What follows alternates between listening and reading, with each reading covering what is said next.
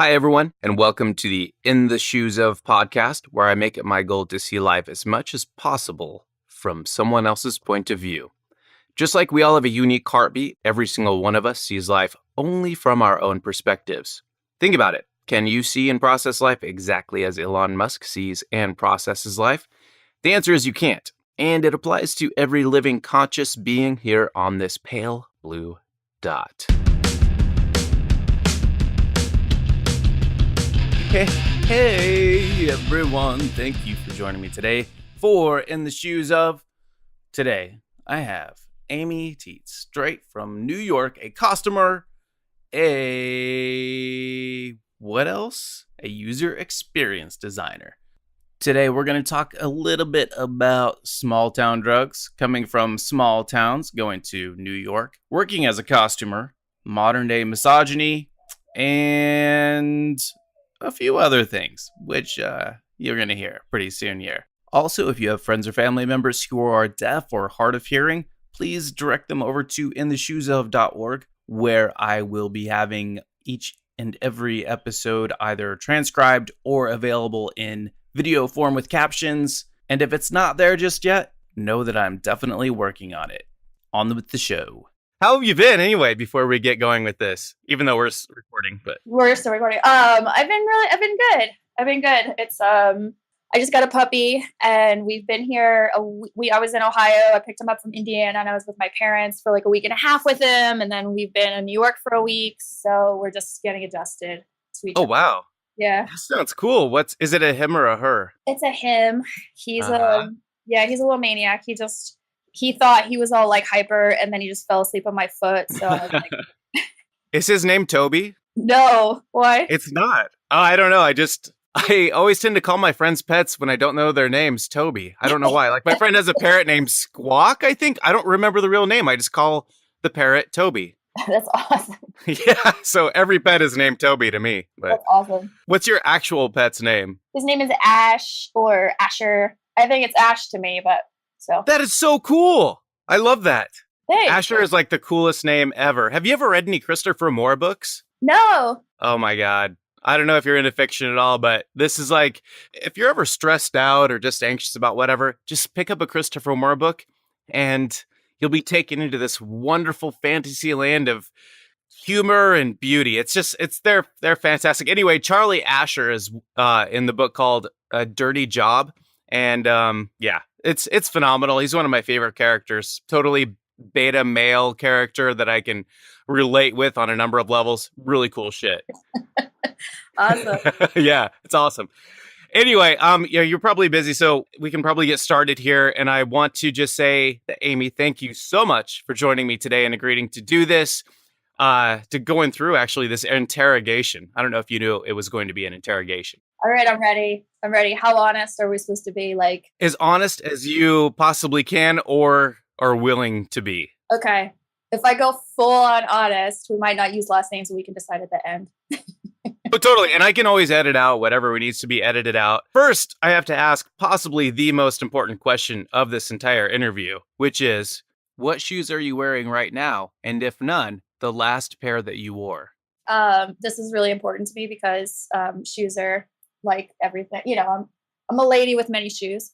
Mm-hmm. But lately I have been obsessed with this one pair of shoes that I wear all the time, that are these wedge sneakers that I had for like 3 years. I had the leather and they're like falling apart. So today it's a nice day out. So I wore my black suede version of those, since it's not like a crappy winter day. And so that's what I wore to go pick up something from the vet around the corner. And I wear them all the time. I've like basically never wore flats ever. Oh, wow. That's really cool. What's the brand? They're called Ash. Oh, see? Whoa, amazing. Yeah, that's kind of an accident. I mean, I definitely like named him after something else, but yeah, they're shoes that I'm obsessed with. They actually are called Ash? Yeah, it's this like designer brand of like, they started the whole like wedge sneaker trend, and yeah. So that is actually awesome. I thought that was just a mental slip, but no, it's actually Ash. That's really cool. Okay, well, I'm going to go pick up a pair of Ash wedge shoes today. Do they make them for men too, or no? No. Like some of them are like hideous, but like there's, it's like this fine line of like, yeah. Okay. Yeah. Cool. So, what do you, Miss Amy, do for a living? I am doing two things right now. For the last 14 years, I worked in costumes in film and TV, which I got into right out of school when I went to school for fashion in Philly. And I wasn't super interested in the fashion industry, but got into film and TV, worked on a TV show there, then moved to New York and been working on really, really big projects with the crew here, and the industry here is a really, we kind of all know each other, and especially since Facebook, we sort of all connect, Sure. and we're all like, married to each other, and everybody's got like kids together, and That's major polygamy going on right there. yeah, totally. Um, but because we work together, it's like 12-hour days, like 10 to 12 to like sometimes 16, 18 hours. Like it's crazy, like how many hours you work together. So they're Yep. like your family. And I've been doing that for a long time. And there's a lot of times I've been like, I need to do something else and get out of this. And, transitioning careers completely from industry to industry is really hard. Plus, people don't really understand how much goes into the back end and like why there's so many people on the credits of a movie. In TV, they don't really credit everybody who worked on the show, but there's, hundreds of people who work on almost all these projects. So Yeah. it's hard to explain when you're trying to switch industries, like how what I did applies to the new one. So Hmm. my new job is, and I'm doing like a freelance gig for that right now too, is user experience design, user interface designing for like apps and websites. And right now I'm like working for a company designing a music festival website that's like a brand new music festival, kind of like Bonnaroo, which is really fun because you can basically do anything.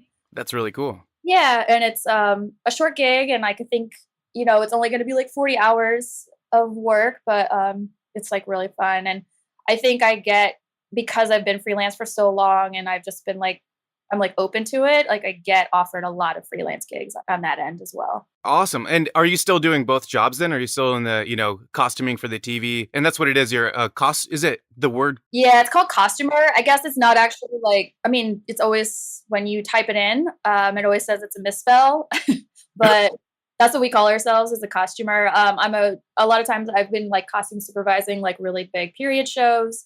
Hmm. I did the Vinyl pilot and that Get Down show on Netflix. I did like the first 3 or 4 episodes. That is cool. Yeah, they're like really big things. And like what I do is the extras have to be pre-fit and their costumes have to be like prepped and like sent to set, and they all have to get dressed in the morning before they go to set, and it's like this, it's just chaos. So I imagine. And have you ever had any missteps happen? I mean, let's say it's just something went completely awry. I don't know. Maybe someone's blouse came completely undone at the back or something. I mean, always there's always some fire to come out, there's always something. It's like whenever you're doing anything like that, it's like it's so on the fly. You do have a schedule and you have ways that you prepare for everything, but your entire job is like, well, we're not going to shoot that on Friday anymore, we're going to shoot it on Tuesday. How do we get these 200 people ready? Who can we get to be there? How do you make the calls? How do you adjust? Like it's all about just this like high stress, like last minute, so you try to do your best. And Wow. So you have to dress 200 people, essentially. yeah, some days you have to get 300 people dressed in the morning. If parents thought their job was hard getting their kids ready for school, for most of us, the layperson who's not in the entertainment industry, we're like, wow, that actor is fashionable and probably just wore that leather jacket into work that day. The clothing they're wearing, Yeah, right? exactly. We don't think about all the Amy Teets in the background going through utter chaos getting actors ready to do their job, right? Yeah, and it's really stressful for everybody. What I always do is, we have everybody come in ahead of time. So you have a big day coming up and it's 200 people. So you set it up so everybody, people come in every 20 minutes and you have like, it's like going to the doctor's office. You're like, come on in, take off your clothes, put this on, see if it fits, take a photo, send it to somebody to Mm-hmm. approve.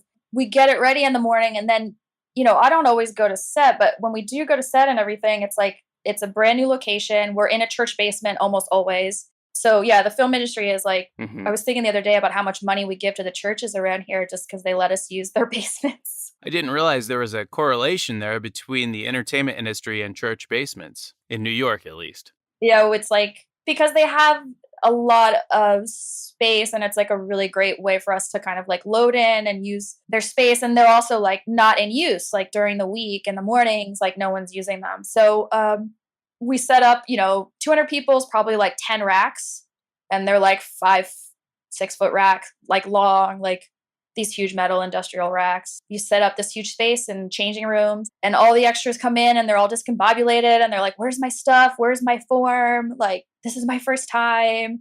They have to put on these random clothes. Everything gets, you just have to like control all this chaos. So it's pretty crazy.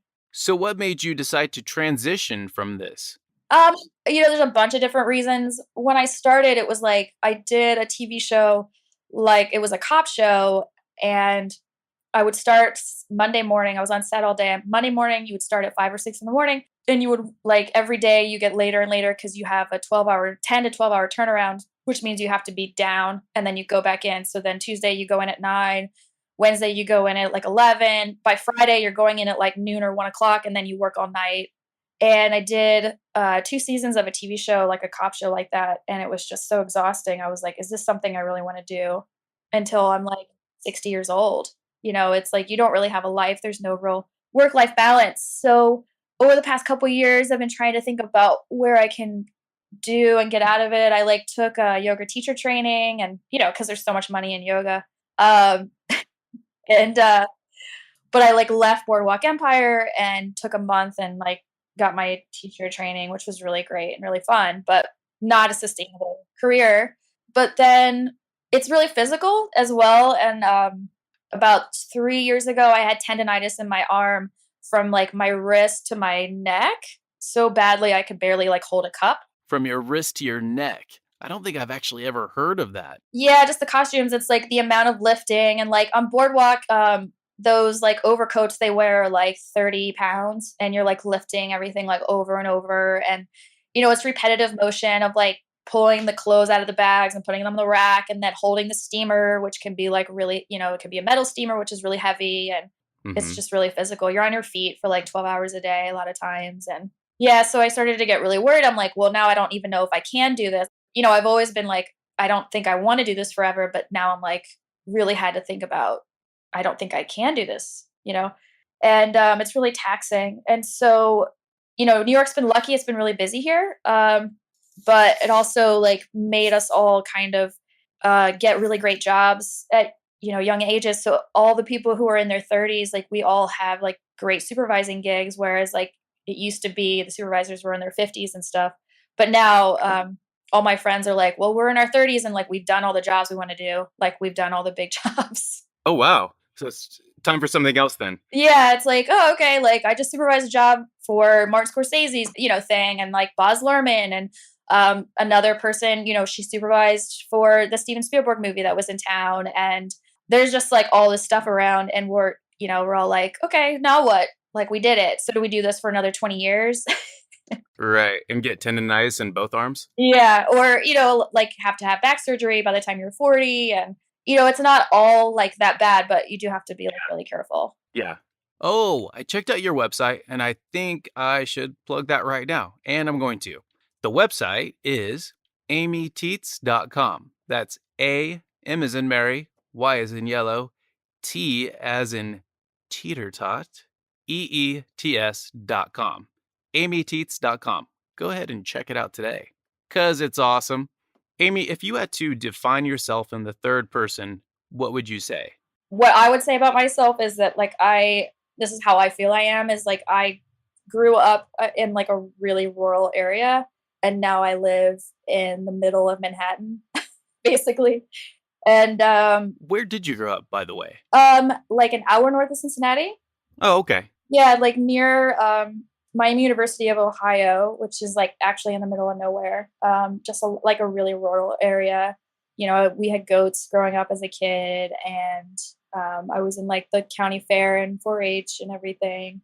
You would blink, and it's like basically the post office, which, by the way, the post office now is open from like 11 a.m. to like 2:30 p.m. The people who work there only work there like 4 hours a day. I'm sending in my application immediately after this interview. Yeah. I would describe myself in the third person as someone who can kind of like fit in with anybody, and sort of be at home and like find commonality with pretty much anybody. And I think it's possible for everybody if they just kind of like open their minds a little bit. But I think because I like grew up in this really small town and, understand where those people are coming from and then live here among like expats from other countries and, my friends here who are all transplants and the people who are from New York and all this. So you sort of get like an idea of like what people are about. Would you be able to find commonality with a Trump supporter? I'm assuming that you likely didn't vote for him this past election. It's been funny because on Facebook, when I truly have hidden like most of my high school friends, and I do have some friends who live there, and I just saw him when I was home, and I posted on his wall something about I'm like, we're in it together. Like I was just at the Women's March. Don't like we're gonna get through this. We're like the energy in New York right now is palpable. Everybody is fired up. We're all meeting. We're like calling our senators. My entire Facebook feed is full of people and like numbers to call and actions to take. And everyone's really fired up. And I'm like, I think that whatever it is or whatever change can possibly come of this, people here are really excited about, like, very energetic about it. And you can feel it. Like, you can feel it in the air. And I posted on my friend's wall, like, I'm with you. This is really scary. I've been listening to another podcast called Pod Save America. And I'm like, the Russian thing is getting even more terrifying. And somebody like wrote on his wall and tried to get in like a fight with me. Oh, really? And I'm like never on Facebook ever. I never post anything. I'm a really open person when you meet me, but like I'm very private online. I feel like it's really dangerous for women to express opinions on the internet. Let's take Leslie Jones, for example. So I am really careful about like what I put out there. It's been really hard actually, even just to like post like for my website, like blog. For me, it just feels like dangerous. It doesn't feel safe there. That's unfortunate. Yeah, I don't know. I mean, and I don't know, like apparently no one gives a fuck about like changing policy on it. So you can just do whatever you want and like give out people's home addresses and tell them you're going to like murder and rape like women all the time and like no one's doing anything. So have you experienced any of that? no, but I'm like terrified of it. I've like read so many articles about how like helpless you can, like there's nothing to do about any of that and how like no one's safe. I just read an article about somebody who in Wikipedia, apparently only like 90% of the Wikipedia editors are men. And this woman now, but when she like 10 years ago, when she was 12, she started to make tiny edits on Wikipedia and she gets internet trolled from other Wikipedia editors like on the reg. Wikipedia editors? That's just crazy to me. I know. I was completely shocked as well when I read this article. So every time she gets like the same thing, giving out her address, telling them they're going to like rape and murder her all the time because she wants to contribute to Wikipedia. So every time she gets, I guess the article was basically like every time she gets internet trolled, she then posts another Wikipedia page for a female scientist on Wikipedia and like dedicates it in the honor of the internet troll who just trolled her. Just an FYI to my listeners out there, I had some weird things happening with the audio. So it kind of interrupted the flow of the conversation, but we'll definitely hop right back to it. Thanks for bearing with me on this one. Still working out a little bit of audio kinks, but we'll get through it. Amy Teets is a very interesting and awesome person. So on with the podcast. So do you have the name of the Wikipedia editor who keeps getting trolled? Yeah, her name is Emily Temple Wood. Emily Temple Wood. Yeah, and if you go on Medium and just search for Wikipedia and her name, that probably, it's like from February 6th. So I'll definitely check that out. Thank you. Yeah. Okay, my next question is, and we don't have to go too far down this rabbit hole or anything. No, it's fine. Okay, well, my question then is, how bad do you think it is now? Are we talking about, once again, rampant misogyny here? In both not just in a psychological sense and just kind of the crazy, weird, passive-aggressive stuff guys do, but also in a physiological sense. I mean, what's going on out there? How bad do you think it is? It's funny. I was trying to convince my mom that I didn't think Hillary should run because I didn't think she could win because of like the context of the world that I actually work in and how the film industry is like pretty blue collar in that way. And we don't have like an HR department. And I probably mentioned how I had to have somebody kind of let go for sexual harassment. And I like after I went to the producers and it was sort of like I wrote it all out. I was like, wow, this was something that a lot of people I think sort of tolerate and you don't really think about or I don't know. I guess being a Gen Xer, it's like I don't really feel like my voice is like, or maybe I just silenced my voice for a really long time and now I'm like older and I'm like, I don't give a fuck. Like I think in particular what we were talking about was I was on this job and this guy was he's just really sleazy and I just always got a really bad vibe from him. What ended up happening was that I wrote it all down because it had gotten pretty bad and I was like, I don't want to deal with this anymore. And I realized that if I didn't protect the extras that were coming in and having to deal with him and his comments, if they complained and I hadn't said anything, it's like, it's not just about me and protecting myself. It's about protecting them and my crew. And I was like, well, let's get all the examples and write them all down. And it ended up being like 3 pages of examples of how he was inappropriate or like just didn't do his job. And then when he did get let go, or I went to my female unit production manager who's like runs, the money in the office, and then the female producer on a female created show that was in my entire department was women. And except for the head designer, but we all went in and we talked to our female producers and it was like, they were like, we had no idea it was so bad. And what had happened was that he got given to us to work behind the scenes, checking in extras because the lead of the show I was working on didn't like him and said that she didn't want him on set anymore because of the same reason. And I'm like, this is just irresponsible. Like if one of us says that he's a creep, like, I don't know. It's like, we're taught that we can't like really trust our instincts, but it is like, we need to look out for each other. And so they gave him to us, even though the star of the show said he was a creep. And he got let go. How long did it take for him to get fired? It was a 10 episode season. So it was one full season of him. And then maybe, I guess I got through half of this second season and I was like, I can't do this. Because we had actually asked for him not to be allowed back, that we wanted to hire somebody else. And the producer who ended up firing him was like, oh, it's fine. I already promised him a job. He contacted me privately because, he's a creep. And she's like, I'll talk to him. And then she didn't talk to him. So then she didn't want me to call the lawyers or like get anybody from the studio involved in LA because, first of all, it would come like way like bad on her for not talking to him and rehiring him, even though we asked that he not be hired, because we're working directly with him. Like, I guess I hadn't said it loud enough, and that was on me too. It's my responsibility to kind of like say it a little bit louder. That's not something you should have to say loudly whatsoever. I mean, if someone just whispers something like that, people should immediately pounce on it. That's just, common sense to me. Yeah.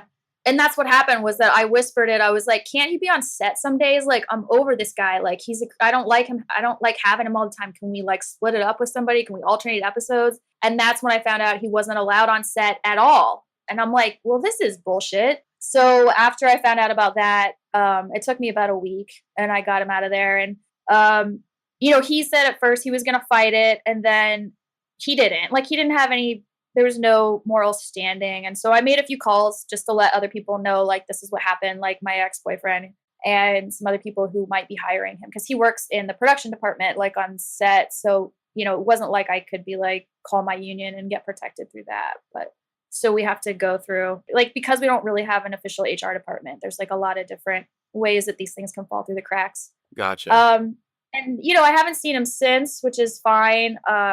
I'm not like scared of him, I guess. I'm glad that like he never reached out to me on social media or anything and tried to like retaliate or say anything. I was very lucky. But after he left, I got approached by like 3 or 4 different people and they were like, I never liked that guy, or he used to like harass me as well. And I'm so glad. Or like I yelled at him last year because he used to harass one of the office PAs. And, I got a lot of people come up to me afterwards to tell me that they were glad he was gone. What you reminded me of was this guy from Australia. He took a trip to Thailand and he was stationed in Bangkok. And evidently he was surrounded a lot of times by guys who were gay, but really just they didn't care about, doing the cat calls to other guys. It was like pretty intense. Like, I think he was probably propositioned a number of times and it got pretty intense. And he was like, I used to do this stuff to women, but now I understand that, wow, it kind of it gave him a really sick feeling and kind of made him kind of scared and objectified and all this stuff. I'm like, I wish every guy who totally objectifies women like that, they should go and experience something like that. Seriously, I think it's needed, you know? Yeah, I was listening to something, it might be on like This American Life, and this woman was like interviewing a bunch of guys in Australia, and he's like, no, they like it. They like it. They think it's fun. Like women I heard do that. that. Did you listen to that one? Yes. That was a crazy episode, wasn't it? Like, no, they like it. I can't do an Australian accent, but I mean, yeah, that was insane to me. Even, and the girl, God bless her, she was like so intent on making them understand, trying to bring some reason into their lives and showing them statistics and facts and all that. But sometimes, I don't know. It's like the guy was barely convinced at the end, you know? Yeah. I mean, and it's funny because like living here, I don't know. I think I used to get catcalled worse in Philly. Like for some reason, I found Philly to be like a little bit louder, but it's like hilarious to me because like I always joke with like that video of that woman getting catcalled and stuff. I'm like, well, she walked. It's like an African American thing.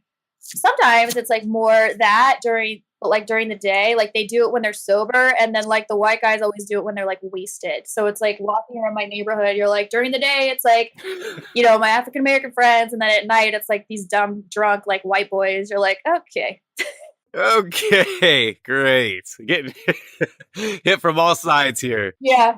Switch gears a little bit. I wanted to ask you, when you die, what, if anything, do you want to be remembered for?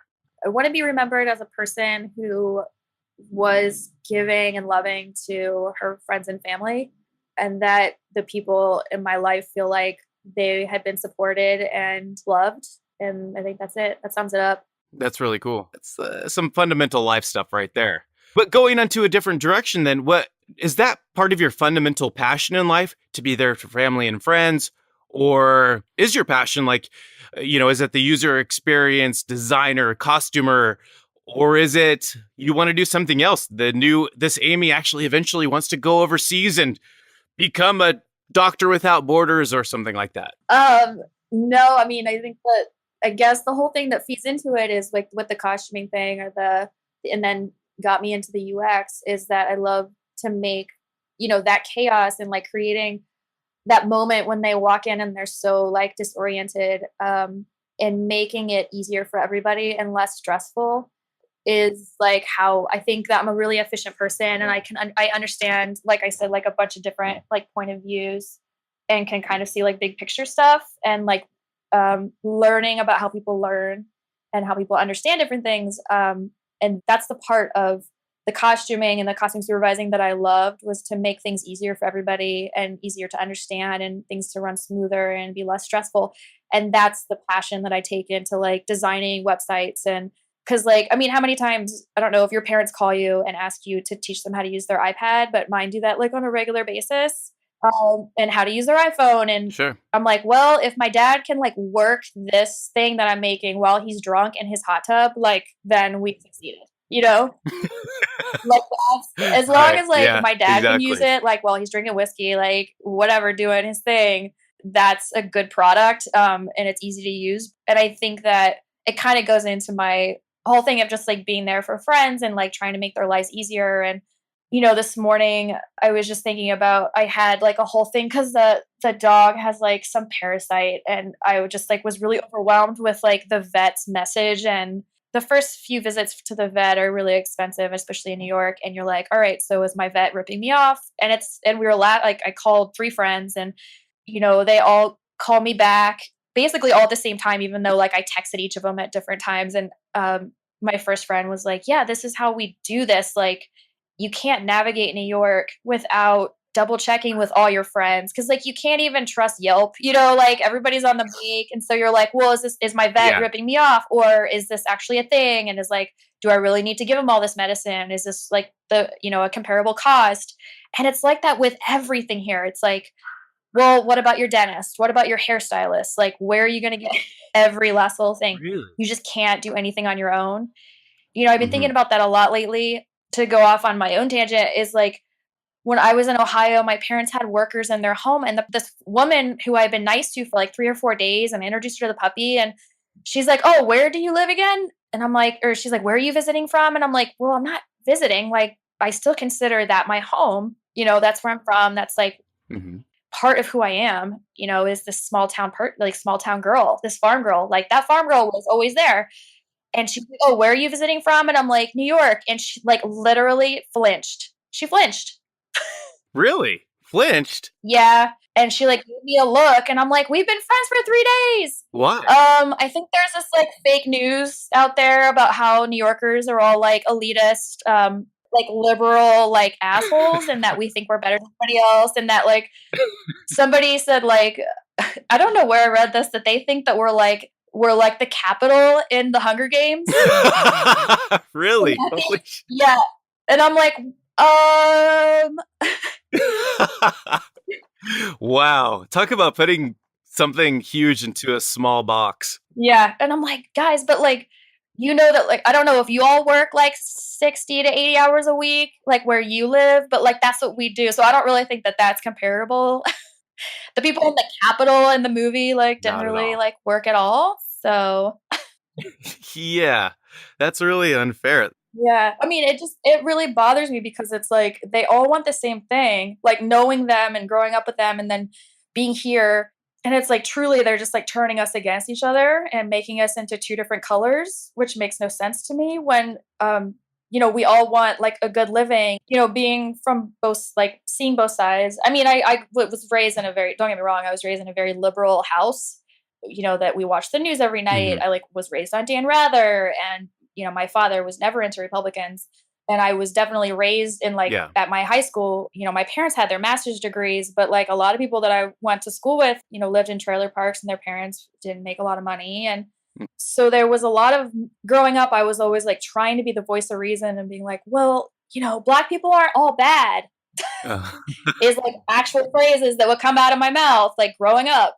They are not all bad. you had to actually convince people that not all Black people were bad? Yeah, these political arguments Wow. you get into in high school are like basically so base. Yeah. And I mean, I don't mean to generalize everybody I graduated with, but like there was some serious No, of course. racism there, and it's overt. It's not subvert at all. Yeah. Um, And that's been coming out a little bit more recently too, with this past election, I think. You yeah, that know. was like 20 years ago. The only thing that like has changed really in my area is the heroin epidemic. And I was just talking to a friend of mine, and we're like, how many people have we gone to high school with and that we graduated with are dead now? Have OD. Like it's like it's a lot.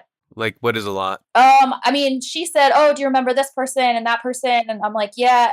And I'm like, "Well, I don't know." And she mentioned like 3 or 4 people from her graduating class because she's a couple years younger. And I said, "Oh, this person and that person is dead." And I'm like, "This person was found in a ditch." And I was like, "Whatever happened to that girl in that class that they said she got murdered?" And they're like, "No, she just OD'd and he stuffed her in a closet." Like crazy. What? Yeah.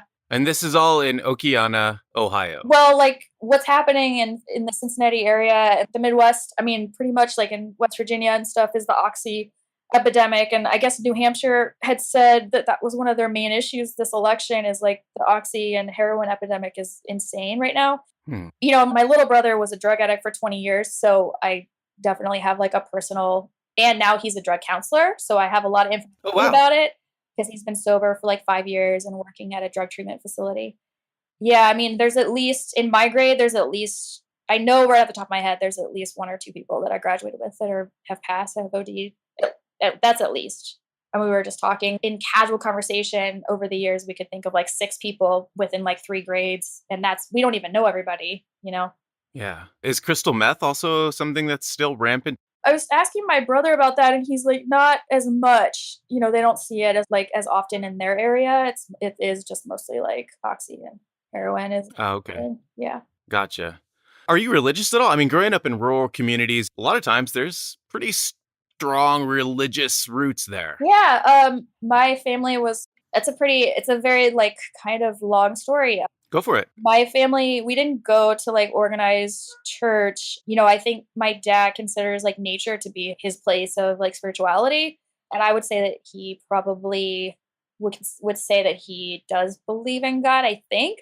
But we didn't really, we didn't grow up in a religious house. My mom was raised Quaker, so she went to boarding Oh, school and she like has her own, she could be really quiet, like they have like a very meditative prayer practice. So the meetings and the whole thing, but we never went to meetings growing up. And pretty sure my mom prays and she has her she considers herself to have a relationship with her God, and to turn a phrase from the Christian community. Yeah.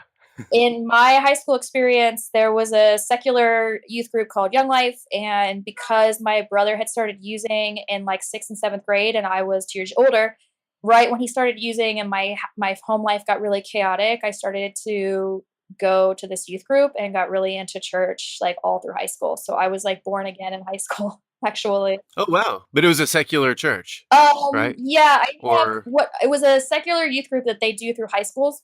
And oh, okay. Yeah.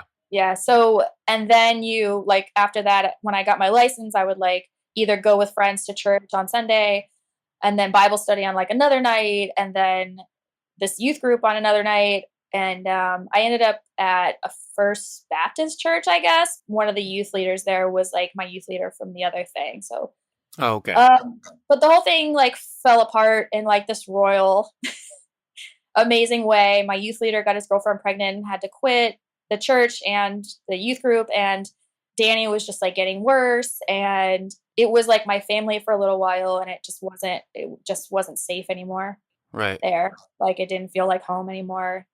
I was just kind of like lost all over again.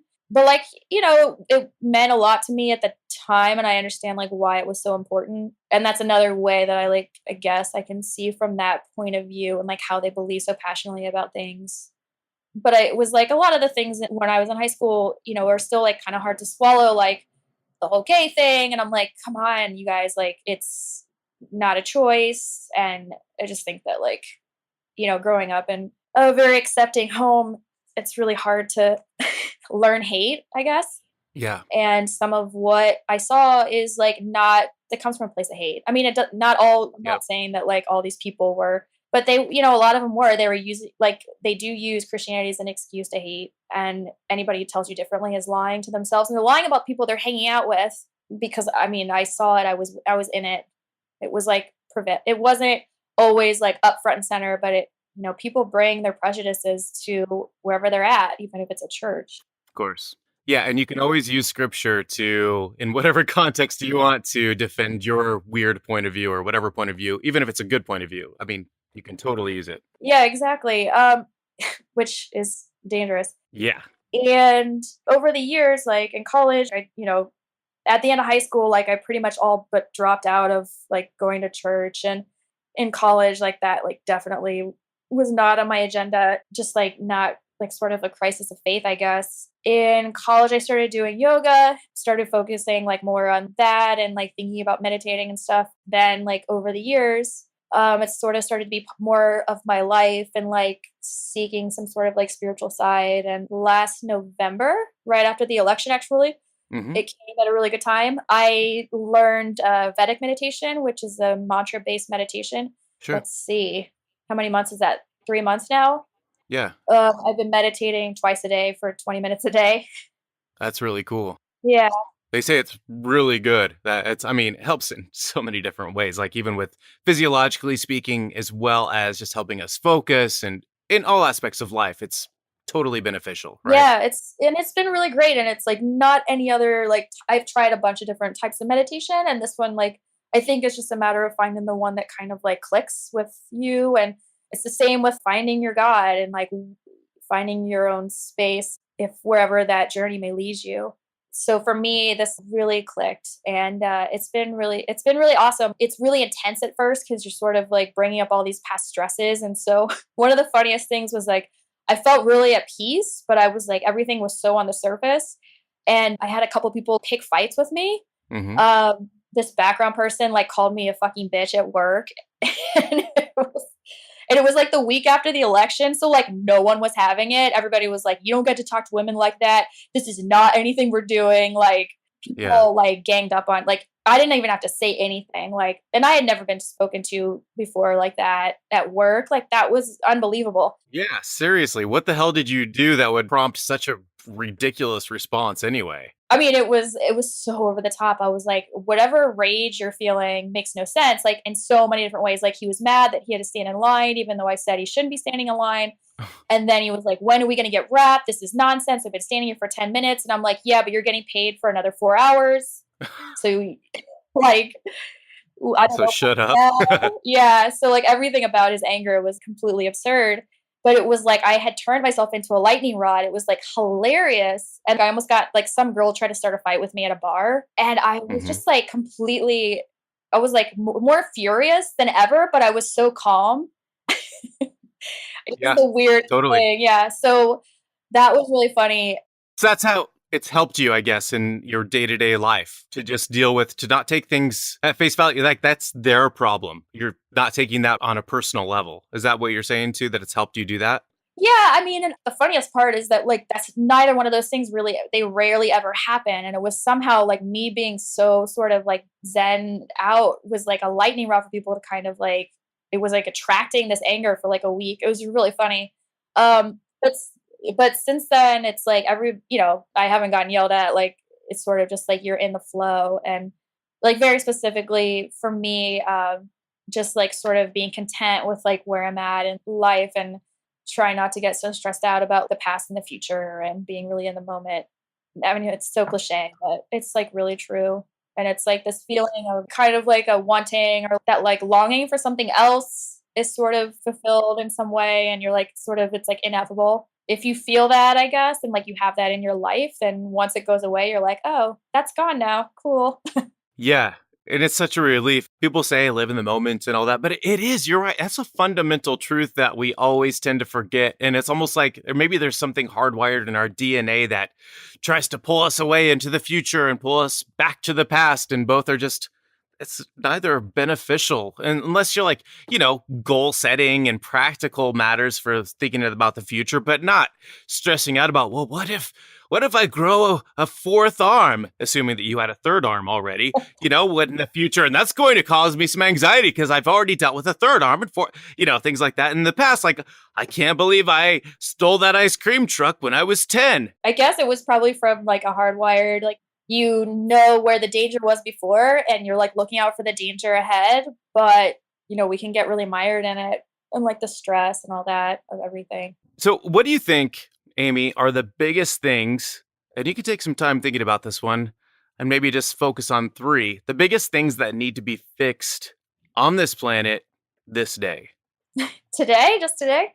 Well, let's just say during this period of time, at this very point in time, what are the biggest things that are wrong in your eyes with what's going on in the planet? It doesn't have to be political, it can be or environmental, or it doesn't have to be just completely on the liberal side of thought. It can be whatever. I think that what needs to be fixed, like in immediate, is like clearly like climate change is real. We have to get on top of that sooner than later. Doesn't look like it's happening anytime soon because everything that's going down is just like a hot mess. I mean, it's 60 degrees right now in New York and it's February 20th. Like Right. that's not right.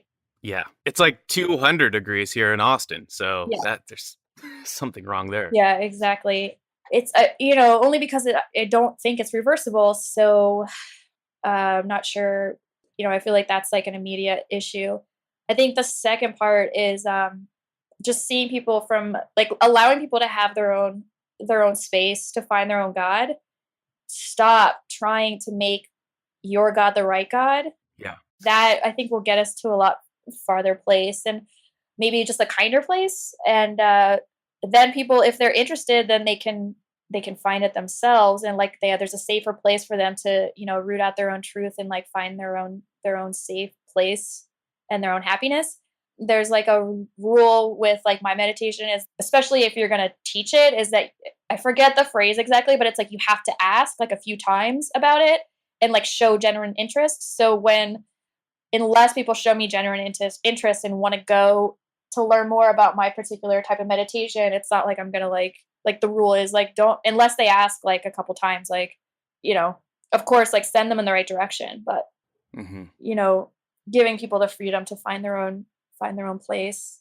Yeah. No shoving things down the throat, in other Yeah. words. Yeah, and it's like, some of the other stuff that I've been listening to and how we create radical Islam and our responsibility in that and by like persecuting regular Muslims and it makes me like it just breaks my heart Yeah. Me too. because it's like you can't just say that these people are just like fleeing to radicalism on their own, like something happens to them and I don't know if that's all of number two. And then Number three, I just feel like we need like people to seek the actual truth and like what's happening in the news right now. And I was just watching the documentary. Is it the 13th or then the 13th about the 13th Amendment? And it's about the Black history and preventing African Americans from voting and the prison system and the drug war. And I think that a lot of those things really need to be addressed in order for us to make like real change in our country. I guess that's Yeah. 4. No, that's fine. You can list as many as you Yeah. want. This is good stuff. But I think the most important thing and like what you to go back to what you said earlier about like the person who kind of was like a dick to me on Facebook and he was like, give this person a chance. If you don't like it, then you can leave. And I'm like, okay, number one, I don't have to like, and I said this, I'm like, it's America. I don't have to like the president, just like you don't. Like, that's our freedom. And I could say so Exactly. loudly on every social media site. It's still legal to do that. Yep. Still, it's still legal. And I don't necessarily need to be bullied into trying to shut up, but that's my actual freedom in this country.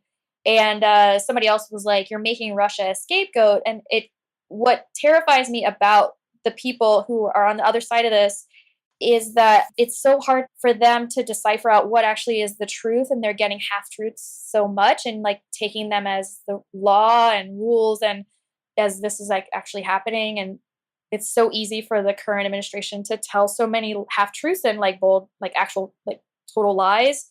I believe they're called alternative facts, Alternative just to facts. correct you Yeah, there. But exactly. And to me, that's one of the most dangerous things right now in this administration is telling lies as if they're truths and then convincing people of those things.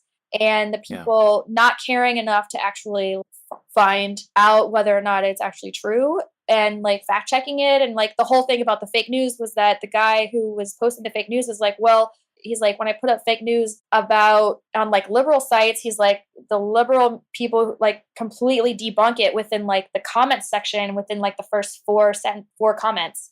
And he's like, if I put yeah. up fake news on the alt right like sites, no one debunks anything. I mean, I don't, maybe I'm paraphrasing it, but it's a dangerous place to live. Yep. And like, I'm sure there's an article about this, but it's something that we've been talking about. And it's a dangerous place to live when you don't know where the actual truth is. Well, and I just heard an interview with Stephen Colbert. I can't remember the podcast, but he was saying, when we can't all agree on what reality is, then we have no basis for a discussion. I mean, I'm paraphrasing that Yeah. for sure, but that's what it is. Like reality now is all of a sudden In question. warped. Yeah. And Yeah. the minute they start to create an alternative reality, then they can do actual dangerous things and get away with it. Yep. And it's like this alternative reality that Hitler started. Like, it's very, very close to what happened. And it's like terrifying to me. And now there's immigration stops. Like somebody posted on Facebook, there was an immigration stop in Queens and they're like, it's between this block and this block, like avoid it. I mean, and this was a white friend of mine, like reposting it on Facebook. It's like, this is happening in New York right now, where it used to be like a safe haven for people to try to get off of their, get on their feet and like, they all pay taxes. So Yeah, and Lady Liberty is right there too, yeah. Walk over to yeah. I know what you're saying. That's and some people would probably think, "Oh, Amy, that's just hyperbole about the reverencing Hitler and whatnot." But I mean, you got to think about how I'm no expert on the subject historically speaking, but yeah, I think there's some definite parallels, and a lot of people would agree with you. Yeah, that's how it's. I mean, and this is how it started. It's like he created a world where they didn't trust the media anymore. They didn't trust the news. They didn't trust, these are the first steps. It's really scary to me. I was at home with my dad and he puts on CBS News and, for him, that's his news or whatever. And like, that's his choice. The interview was like, how do you think the new president's doing? And they went to like a diner in the Midwest and interviewed a bunch of like 50, 60-year-old white dudes. Right. And I was like, okay, so we know how 50 and 60-year-old white dudes feel. Like they've had a voice for the last 200 years. I mean, I am really curious about like how many white dudes there are in America and how much, how much voice they have. Like, what's the proportion? Like, you're killing me. Yeah. Yeah, I know. And you know what? Being this like kind of middle-aged white dude, I'm like, wow, I'm in this weird demographic right now where I'm just gonna start saying I'm a very light complected Latino. That's We're seriously. like, yeah, it's like white guys, we're fucking coming for you. Seriously. I'm like, yeah, that's probably about Yeah, time, with well my deserved. But with my liberal gay agenda, my yeah. single lady.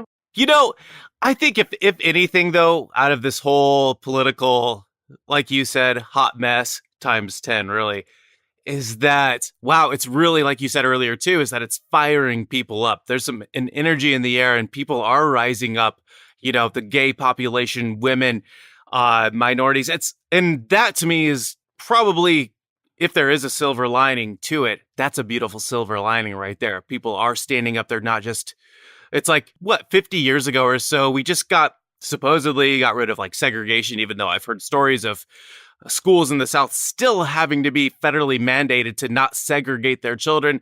But I don't know that I can't. I'd have to look that up. Maybe I'll try to find a reference for that.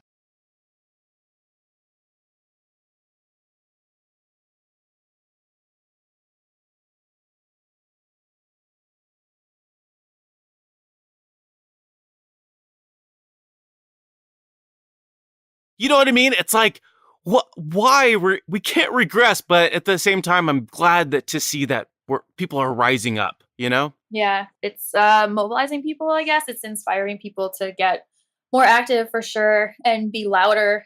And when you realize that you're not the only voice or you're the only one who feels like that, it's like easier to kind of say your truth and speak your mind and fight for it. You have to fight, like now we have to fight for it, which is, I guess we were being a little naive about it before, when the Koch brothers have been like, winning state elections and like preparing senators and for years. And that's where, the one side has now like come into like really strong power. Yep. Very strong power.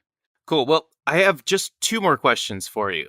The first one being, and since we delved deep into a little bit of the murky waters of the present state of things, what do you think are the best things about life here on Earth? What does Amy Teets see as being, wow, this is a really beautiful thing that's going on my planet? And what, I don't know, it could be you're grateful for this blade of grass that Toby, aka Ash, gets to go play in sometimes. I'm going to call him Toby, by the way. No worries. I like it. He's been sleeping the whole time. It's been nice. Amazing. That's what I'm thankful for. That my puppy is like napping. I'm thankful for every puppy nap. Everything aside, I am really lucky that I am a woman who came of age during this time, and that I have my own career, my own life, and I can have a leadership role in certain, in my life, and I can provide for myself. And that wasn't always the case, and that there's a place now for women who are unmarried, and I'm not like a looked down upon like a social pariah or something like that, and like I can just like live my life. Yeah. And I'm thankful for that. I mean, I guess it was just in the 70s or the 80s that like a woman couldn't even, in certain states, you like couldn't get a credit card without your husband's permission and stuff like that. Or like crazy. Um, yeah, just like, simple things. And yeah, I'm really thankful that I get to live here. And it was something that I've always wanted to do ever since I was little. On my goat farm, I've always wanted to live here, and that I could like make that a reality. So cool. Were you Yeah. like drawing pictures of, I don't know if you can draw pictures on goats, but like a map of New York with a goat friendly marker? I don't know. But It was just something I always wanted to do, and I was like, I have to get out of here. Or I just like dreamed big. And, it really, I guess like growing up, it really did surprise my parents. They were like, where are you going? What? They love their rural life, and it's like really quiet, and I'm completely the opposite. So it really surprised them. But I'm really happy that I get to live here and provide for myself. Some days it's harder than others, and it feels like everything costs like so much money here. But for the most part, it's like really great to be part of, this like city that's its own like energy, and it's like a living, breathing thing. no, I truly believe that too. Yeah. Yeah. And like once you finally get into the rhythm of it and you're like in this zone with it, you can be you're simpatico with the city of New York, and you like find your place within it. it can be a really great thing. It takes a little while. There's some bumps in the road as you start when you move here, but Of course. yeah, Yeah. it's a harder place than most. But like I said, once you get your family here and your friend family and all that, you look out for each other. Yeah. I love New York. I need to go back. I want to go back. I'm going to get a plane ticket tomorrow. No, I can't, but I want to. You should come visit. I know. Seriously. I'm going to visit for sure. My last question actually is going to start off with having you imagine something for me. Okay. So imagine that one day you're walking through a lush green park, let's say it's Hyde Park in London, on a beautiful spring day, when suddenly a yellow spacecraft appears and out steps an alien who looks and talks very much like the British actor Benedict Cumberbatch. Nice. But but does not blink much, if at all. After exchanging pleasantries about the weather and what cricket is, the alien, who has identified himself as an intergalactic journalist by the name of Ford Prefect from another more fashionable part of the galaxy, asks that you give him the most accurate description of how you see and understand life on this planet. What would you tell this alien? Ugh, it's so hard to answer the question without knowing like his context of his life experience and how he understands it. Well, let's just say that he, borrowing from probably some terrible B movie I've seen in the past, that he's been watching us from afar for a number of years anyway, and he's kind of doing this little, he's just researching the planet, but he knows enough about it. He knows enough context to identify kind of what you're talking about. He'll know what you're talking about. Okay. Um, I guess that I would say that everybody has their own journey and everybody's sort of like looking for what it means for them. And for some people it's being creative and for some people it's like making money and for some people it's finding God and for some people it's like, finding love and um be like or family and friends and family and their relationships. And that it's different for everybody and that everyone's sort of like searching for their own place in the world. And that's sort of like what the human journey is about. And I would also ask him why he looks like Benedict Cumberbatch. That's really cool. And yeah, I did actually talk with him because this is a real person. Alien. I don't know if they call themselves people. I didn't ask him that. But yeah, he just saw an episode of Sherlock and thought, well, I'm just going to mimic that. So he had actually a costumer put together a Benedict Cumberbatch costume for Nice. him. Yeah. I just finished watching that series. So good. Yeah. Oh, I love that series. Seriously. Yeah. I still have to watch the final season, but it is the final season, right? Yeah, I think so. I mean, because he's getting so Uh, famous, but oh my God, the final season, yeah. dude. I just watched the final episode like last week. I like saved it and then I was like, no, there's two of them. Oh, it was the best. Really? Oh, I thought there was only 3 episodes, but I think there's 4 or something, and I was like, I didn't realize that I was gonna get to watch 2 more episodes. I was so stoked. And then I went back and, like, rewatched I, like, rewatch them all the time, so I went back and, like, rewatched them from the first season. that's what I just did too. I rewatched all of them up until the first this recent season. So I can't wait. That's gonna be Yeah, awesome. yeah. Heck yeah. And I like that. I love your explanation too of how you see life and explaining kind of I don't know, the human condition, what we're all after. That was cool. I can't wait to put this on the podcast and get this out there for whomever to listen to. So that's gonna be cool. Well, Amy, thank you. Seriously, thank you so much for taking time. I know you are incredibly busy, so I really thank you for taking time out to talk with me, give me your perspective on things. Is there anything else, the last minute thoughts about like, oh, you know what? This is actually part of my perspective. This is what defines me. Any last thoughts that you really want to get across about yourself? No, just that, it's so nice to, like, talk about kind of, like, a higher truth or, like, the reasoning behind certain things and kinda get into, like, this idea of, the human narrative and the human existence because, like, this morning I was just feeling like, when you feel, like, sort of overwhelmed and bogged down by, like, the day to day, Hmm. because Toby over here has some sort of, like, parasite that I have to, like, give him, like, like, 3 things a day for the next week, and I'm like, "Oh my god," like Yeah. Um, and you're like, "I'm in charge of this little thing and it's sick," or whatever. He doesn't seem sick. He's fine, but he has something Yeah. to make him sick, and I'm like, "This sucks." And like getting bogged down in like the little really tiny like truthfully like the figurative and literal parasites of like life Yep. can be really overwhelming, but it's nice to that you took this opportunity to kind of like talk about something a little bit bigger than all of us. Yeah, that's cool. I think we have to escape ourselves a little bit and escape. I mean, even though, of course, this episode is about you and your perspective, but I know exactly what you're saying. Escaping the kind of microcosmic things that go on and start taking up a lot of our attention. Yeah.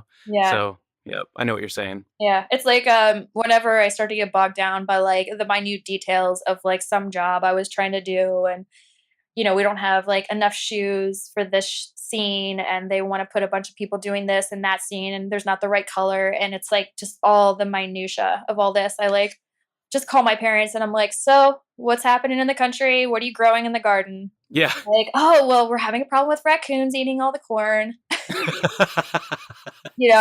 And you're like, cool, yeah. Thank you. I needed that. Yeah, seriously.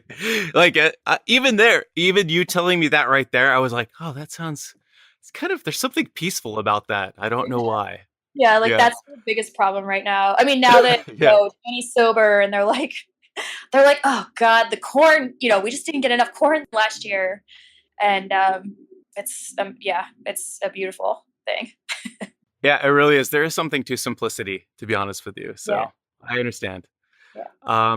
So cool. All right. Well, Amy, thank you again, and take care of that Toby/Ash. Thank you. I will. Yeah. I'll send you a picture. All right. Please do. Yeah, that would be cool. Yeah, totally. All right. Amy, you take care. You too. Talk to you soon. Hey, thank you so much for checking out this episode of In the Shoes Of. If you like or don't like the podcast, feel free to leave a review or reach out to me. My email is jnickel@intheshoesof.org. I'm Jeremy Nickel, the host and producer of the show. Until the next time, see you later.